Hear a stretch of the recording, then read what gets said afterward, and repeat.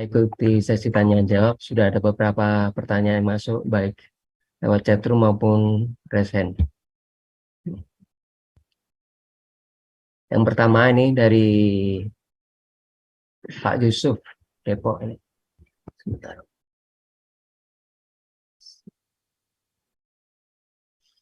Assalamualaikum warahmatullahi wabarakatuh.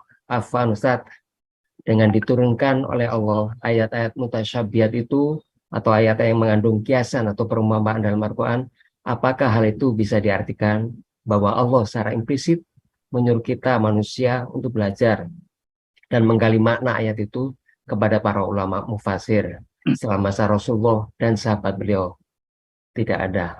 Mohon penjelasannya Ustaz. Syukur khair. Iya. Jadi Bapak Ibu yang dirahmati Allah, Allah menurunkan ayat mutasyabihat itu ya supaya kita yang pertama tadi memang itu salah satu hikmahnya menunjukkan bahwa betapa sesungguhnya kita itu pengetahuan kita sangat terbatas gitu ya. Kalau semua kita tahu, nanti kita masa sombong. Tahu kita arti alif lam mim, tahu kita arti alif lam ro ka ha ain so, tahu semua kita maknanya. Seolah-olah kita sudah menguasai semua ilmu Allah gitu. Maka kata ulama dalam ulumul Quran, salah satu hikmah ayat mutasyabihat itu supaya kita paham bahwa kita itu hamba, pengetahuan kita terbatas, supaya kita tunduk kepada Allah. Itu ujian gitu ya. Bagaimana kalau kita tidak puas tentang makna ayat itu? Penasaran kita, carilah takwil ulama ahli ilmu. Jangan takwil sendiri, sesat kita nanti gitu ya. Nah, itu caranya. Jadi cara ulama salaf itu, ulama sejak zaman sahabat sampai sekarang itu hanya dua. Yang pertama, kita serahkan maknanya kepada Allah, tauhid, kita nggak tahu karena kita orang awam. Yang kedua, kalau mau tahu maknanya yang lebih rinci, takwilnya cari yang ahli takwil, ulama-ulama yang tinggi ilmunya, ya ulama-ulama besar. Seperti sebut tadi kan, ada Mujahid, ada Ibnu Abbas, ada Imam Ali, ada nanti Abu Bakar. Abu Bakar itu pun sebagian ada yang dia takwil. Ada Imam Bukhari, Ibnu Hajar Al-Asqalani yang begitu-begitu dicari. Imam Malik, Imam Ahmad bin Hambal, nah itu sudah layak, masih ibaratnya ulama besar kan imam-imam. Mereka mentakwil itu pas, insya Allah tidak salah gitu takwil mereka, karena mereka orang-orang yang lurus jalan kehidupannya, beriman bertakwa. Ciri orang khosir itu kata Nabi memang orangnya istiqomah dalam ketaatan, selalu benar kata-kata dia, hatinya lurus, imannya lurus, maka nanti takwilnya pun akan diberikan Allah dia ilham ke hatinya untuk memahaminya lebih lurus gitu ya. Jangan kita mentakwil bahaya, apalagi kita kumpul ayat-ayatnya itu kan, kita takwil sendiri, tangan berkaki, tak berkepala, tak berambut, nah itu susah, nggak boleh kita begitu ya. Dibiarin saja maknanya itu, kita serahkan ke Allah kalau kita nggak tahu. Itu salah satu hikmah yang paling penting Pak ya. Ada yang kedua Pak Firman? Ya, cukup. Yang kedua, Assalamualaikum Ustaz. Allah menurunkan ayatnya kepada Nabi Muhammad melalui malaikat Jibril secara tidak langsung. Apa maksud dari proses ini ditinjau dari ilmu tauhid? Iya. Jadi begini Bapak Ibu, inilah yang kadang-kadang ada orang, kita ini kadang-kadang ada orang terlalu memaksakan diri. Oh nggak usah, kita harus langsung aja ke Allah. Ya ente siapa, kenal sama Allah aja enggak gitu kan. Nah, kenal sama Allah aja enggak gitu loh.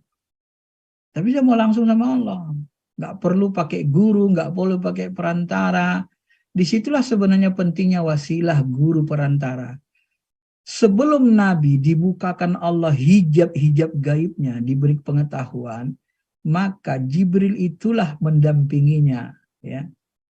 Nah, sebelum dibukakan seluruhnya oleh Allah, itu namanya, itulah hikmahnya, bahwa kita ini harus punya guru. Sekelas Nabi Muhammad pun ada yang mengajari, membimbing. Ketika Nabi Mi'raj, Isra Mi'raj, dikejar sama Ifrit. Nah, apa kata Jibril? Muhammad, bacakan. Nah, diajarin Jibril, bacakan. Mau'uzatain. Dibacakan qul a'udzu birabbil falaq, qul a'udzu birabbin nas. Baru terpental Ifritnya itu kan. Nggak bisa mencegah Nabi SAW. Nah, artinya sekelas Nabi sendiri ada pembimbingnya, ada mursyidnya, ada gurunya kan. Gimana kita mau nggak berguru? Coba. memahami sendiri langsung. Harus kembali langsung kepada Quran Sunnah, nggak bisa. Kalau nggak ada Imam Bukhari, nggak ngerti kita itu sunnah, Pak. Nggak ngerti, nggak ada. Kalau nggak dibukukan ulama itu, aku hadis itu, ibuku tafsir itu, dari mana kita tahu? Mau minta langsung sama Allah, siapa kita? Oh, kenal diri kita nggak kenal mau sama Allah. Nah, ini kadang-kadang orang tauhidnya terlalu memaksakan diri. Memaksakan diri itu, ya harus yakin sama Allah gitu kan. Kita pokoknya yakin sama Allah, nggak perlu asbab, nggak perlu berobat. Ya, kalau memang sudah sampai kita makomnya silakan saja. Tapi jangan gunakan hal ini untuk menyalahkan orang awam. Orang awam itu, dia perlu pembimbing. Ibu berdoa, ya Allah berikan aku ini, berikan aku ini. Apa langsung jatuh kelak dari langit? Boom. Ya Allah berikan aku rezeki, berikan lapangkan rezekiku. Jatuh dari langit uang Pak, sekumpul. Boom. Begitu cara Allah mengabulkan doa? Kan enggak kan? Nah, nanti kan Allah kasih jalan kita. Dimudahkan usaha kita. Kalau kita dagang, dilariskan dagangan kita. Ya harus ada asbabnya, harus ada wasilahnya gitu. Itulah wasilah tadi, perantara. Jadi Allah itu berbuat tidak langsung. Dia pakai, kenapa? Karena kalau dia langsung berbuat, kita meledak badan kita nih, Pak. Mana bisa jatnya ditunjukkan? Orang Nabi Musa aja minta nunjukkannya, masih nur jatnya dia udah meledak bukit. Gak bisa langsung. Dia pakai itu tadi, perantara. Itu salah satu hikmahnya ya secara tauhid. Maka Nabi Muhammad itu, sebenarnya Nabi Muhammad itu jauh lebih pintar dari Jibril. Memang lebih mulia, lebih pintar. Jibril itu cuman sebelum Nabi Muhammad itu dibukakan semua hal itu, ya hal-hal yang Nabi belum tahu, Jibril ngajarinya gitu, Jibril yang membimbingnya. Maka ketika muncul mau ayat-ayat setan itu kan ada istilah ayat setan, ketika Nabi Muhammad hampir saja salah mengucapkan ayat karena tarikan iblis itu, itu dihantam sama Jibril. Maka Al-Quran itu Pak turun dikawal sama Jibril, dikawal dengan ribuan malaikat. Beda dengan ilham. Kalau ilham gak ada turun, gak ada pengawalnya. Maka 1000 ilham tidak bisa menandingi satu Al-Quran. Satu ayat Quran. Kenapa Al-Quran itu turun dikawal? Walaupun Quran itu sudah ada di hati Nabi Muhammad pada hakikatnya. Ya. Tapi itu memunculkannya kembali itu dikawal itu. Jibril hadir mengawalnya. Supaya tidak ada karena iblis ini kan paling takut sama, salah satu yang dia takuti kan Jibril, iblis itu. Nah, kalau ada Jibril, iblis lari kan, nggak bisa ngapa-ngapain. Nah, dikawal sama Jibril supaya Al-Quran itu tidak bisa dirubah. Maka kan Bapak akan lihat nanti orang-orang yang nggak punya guru banyak sesat. Nah, nggak ada, kalau bahasa sekarang itu nggak ada sanatnya, nggak ada gurunya, sesat. Coba perhatikan, Lia Eden nggak ada gurunya, sesat. Ahmad Musodik nggak ada gurunya, ngaku langsung dari Allah, sesat. Ya. Semua ulama-ulama langsung dapat wangsit langsung dari Allah, rata-rata sesat. Itu biasanya diajaran sesatnya di Dajjal nanti itu. Dajjal, iblis, pasukan iblis itu yang ngajari dia. Maka orang-orang soleh itu semuanya berguru, bersanad dia itu Pak. Supaya apa? Pemahamannya tidak salah. Ini dari Nabi, ini dari Allah, ada gurunya. Ini dari Jibril, dari Nabi, nggak salah. Jangan kita pahami sendiri. Apalagi yang mutasyabihat dipahami sendiri, diakal-akali sendiri, dibahas sendiri, secara tekstual lagi, aduh. Itu penyebab kesesatannya di situ Bapak Ibu. Ya. Nah, itu saya perhatikan gitu. Saya kadang-kadang di tengah-tengah masyarakat awam ini pun kadang-kadang bingung, gimana ngajarinya. Kita mau menyampaikannya langsung nggak bisa. Kalau di Facebook nanti kita takut salah paham. Banyak sekali saya lihat. Saya lihat dengan keilmuan saya lah ya. Saya pun bukan bisa menguasai segalanya. Tapi dengan ukuran keilmuan kita lihat, banyak yang bertentangan gitu loh. Maka sering saya katakan, saya ulangi, sering saya katakan, Pak, Bu, pahami ayat Quran hadis ini pakai ilmu. Jangan secara tekstual saja. Bisa maknanya nanti lari. Contoh, Ainama tuwallu pasama wajhullah. Kemanapun kau hadapkan wajahmu, di situ ada wajah Allah. Kalau kita salat ini wajah tu wajhiyah, kan ada ya Allah ku hadapkan wajahku kepada wajahmu. Kalau kita salat berarti ini orang nggak berguru ya. Kalau kita salat berarti boleh dong menghadap timur barat segala macam. Ngapain harus menghadap kiblat? Kenapa? Ini dalilnya. Dalilnya ini ainama tuwallu fasama wajhullah. Kemanapun kau hadapkan wajahmu, di situ ada wajah Allah. Mau ke timur ke barat ada wajah Allah. Ya ngapain menghadap menghadap kiblat katanya. Dipahaminya secara tekstual. Sesat nggak? Sesat. Kenapa? Karena ayat itu turun berkaitan dengan Nabi Muhammad tertutup awan. Mereka nggak tahu arah kiblat, nggak bisa melihat. Maka mereka ada yang sholatnya ke timur, ada ke barat. Ya, sebut keyakinan ijtihad. Nah, atau dalam posisi kita di hutan nggak tahu arah kiblat, nggak ada kompas, cuaca mendung, nggak tahu kita arah matahari, ya udah hadap kemana saja. Atau waktu di atas kendaraan kita sholat, di atas pesawat sholat, mana tahu kita mana kiblat, ya udah di situ. Waktu itulah boleh kita sholat tidak menghadap kiblat. Itu guna ayat itu asbabun nuzul ayat itu. Dalam ilmu syariah itulah yang begitulah penjelasannya. Tapi kalau kita tidak gunakan ilmu syariah dalam memahami, kenapa kita gunakan ilmu syariah memahami ayat ini? Karena ayat ini berkenaan dengan rukun sholat, syarat sah sholat, menghadap kiblat. Syarat sah sholat menghadap kiblat itu ilmu syariah. Maka memahami ayat tentang kiblat ini, gunakan ilmu syariah, ilmu agama yang berkaitan. Nah, inilah yang disebut pahami ayat hadis dengan ilmu. Bukan mau-maunya kita, tekstual ayatnya terjemahnya begini, kita terjemahkan. Nah, mohon maaf, Khawarij itu sesat gara-gara itulah Pak, Bu. Memahami ayat dengan sendirinya, terjemah sendiri. Nggak mau belajar sama Ibnu Abbas. Nggak mau belajar sama ulama, sahabat yang lebih tinggi ilmunya, dipahaminya sendiri. Ali kafir, Muawiyah kafir, dia sendiri yang benar. Kenapa Ali kafir? Ya Ali nggak berhukum dengan hukum Allah. Wa man lam yahkum bima anzalallahu fa ulaikumul kafirun. Nah, seharusnya Muawiyah itu pemberontak, hukuman pemberontak dihukum bunuh. Al-Quran jelas. Muawiyah pemberontak dalam Quran dihukum bunuh. Ali tak menghukum bunuhnya, malah tahkim, malah berdamai. Maka Ali itu kafir, tidak berhukum dengan hukum Allah, kata Khawarij. Logis. Kalau orang bodoh logis, Pak. Kalau alimu enggak. Itulah bahasa-bahasa ulama itu kan.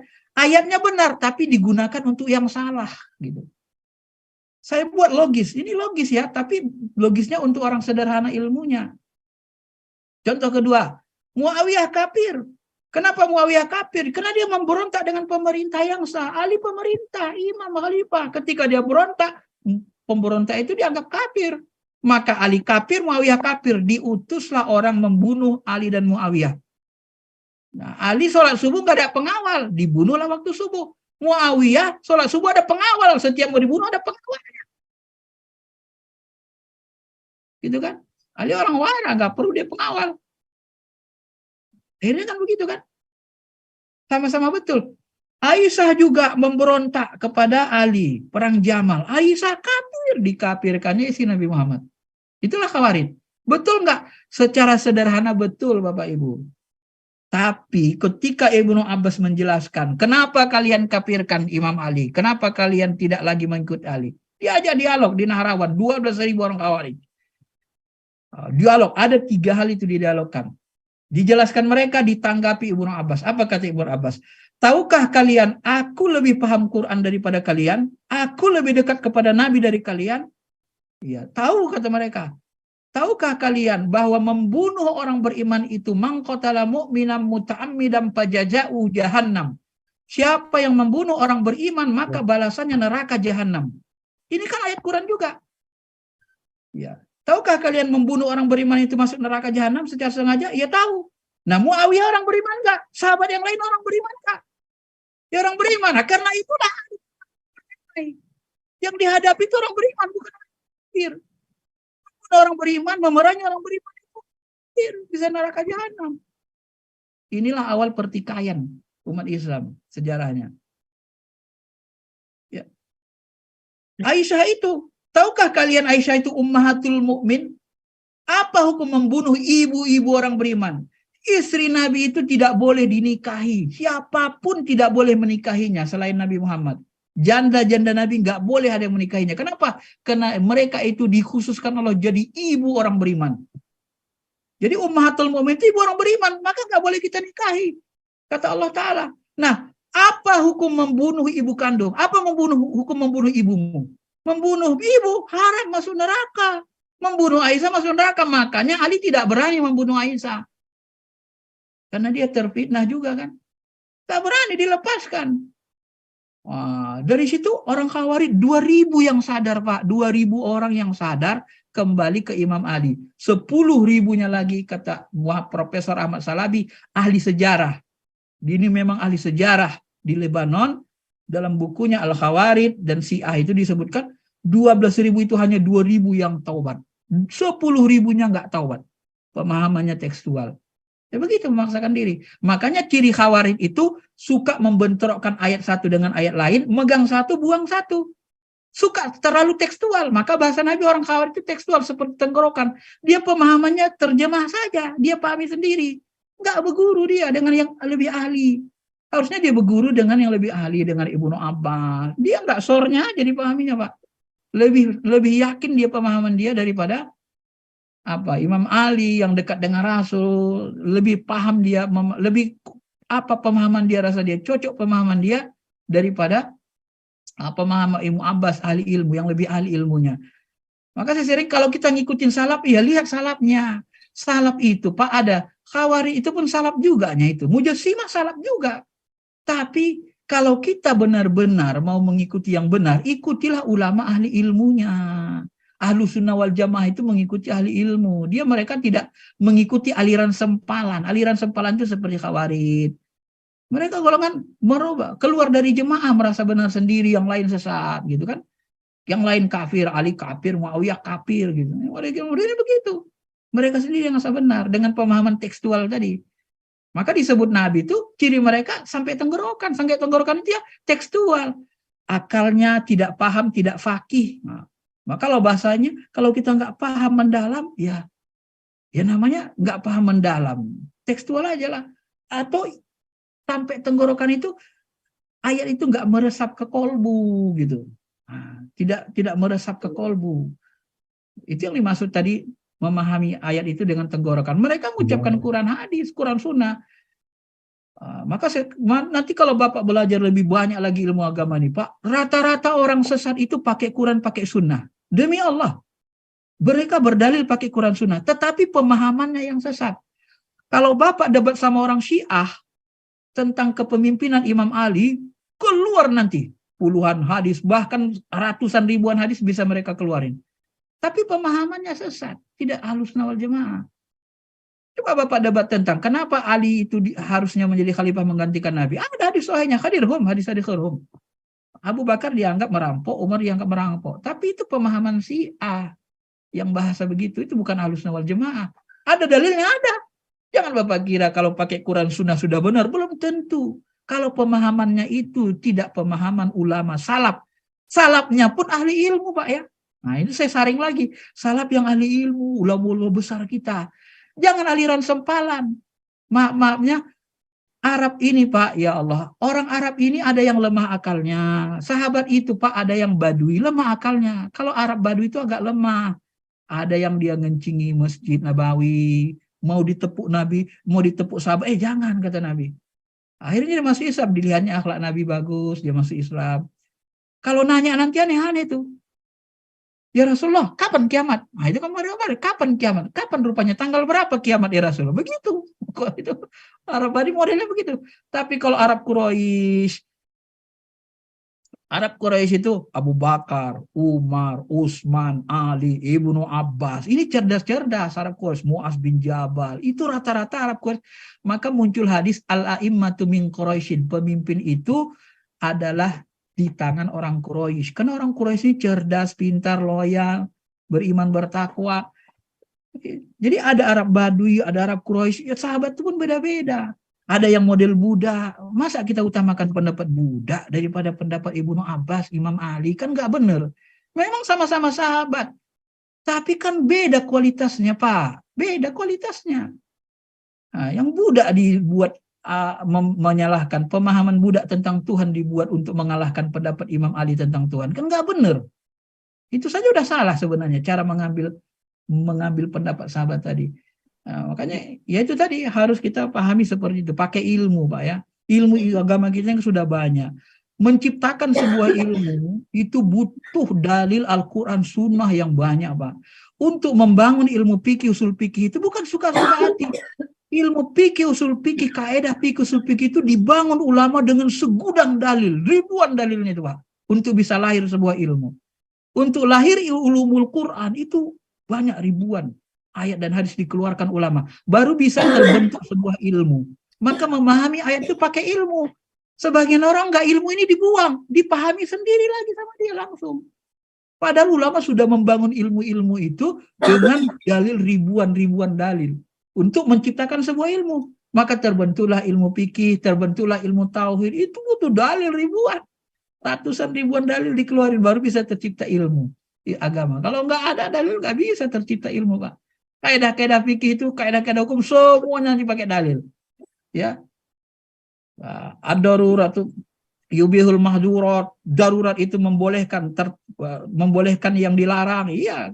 Pamanitur ghairu barin. Nah, itu dalilnya. Siapa yang terpaksa boleh makan anjing, boleh makan babi, ya namanya terpaksa gak ada makanan lagi. Itu dalilnya. Jadi munculnya kaidah fikih itu pakai dalil. Jangan kita anggap kaidah-kaidah itu gak ada dalilnya. Semuanya berdalil. Tapi ulama itu sudah membuat begitu supaya kita lurus dalam memahami dalil. Mereka diutus Allah itu untuk memberikan kita pemahaman yang benar supaya jangan tersesat, ya. Itulah Ahlussunnah wal Jamaah, kelompok mayoritas yang ramai, bukan kelompok sempalan. Sempalan itu biasanya mereka menyendiri sedikit kelompoknya, lalu menyalahkan orang lain. Sedikit mereka tapi nyalahkan, teriaknya terlalu kencang gitu kan. Syiah pun gitu, sedikit. Tapi nyalahkan Ahlussunnah wal Jamaah, dibilang kita perampok Abu Bakar. Kurang wara apa Abu Bakar? Apa urusan sama Abu Bakar merampok jabatan khalifah? Kan udah gak bener itu. Orang warak kayak gitu kok dianggap hubud dunia, gila jabatan, kan gak bener itu kan. Nah, misalnya kan gitu, secara logika kan gak bisa diterima. Tapi mereka maksakan pendapat mereka kan. Syiah itu. Makanya mereka sesat. Sempalan itu kan gitu. Nah, begitu Pak ya. Jadi, ya.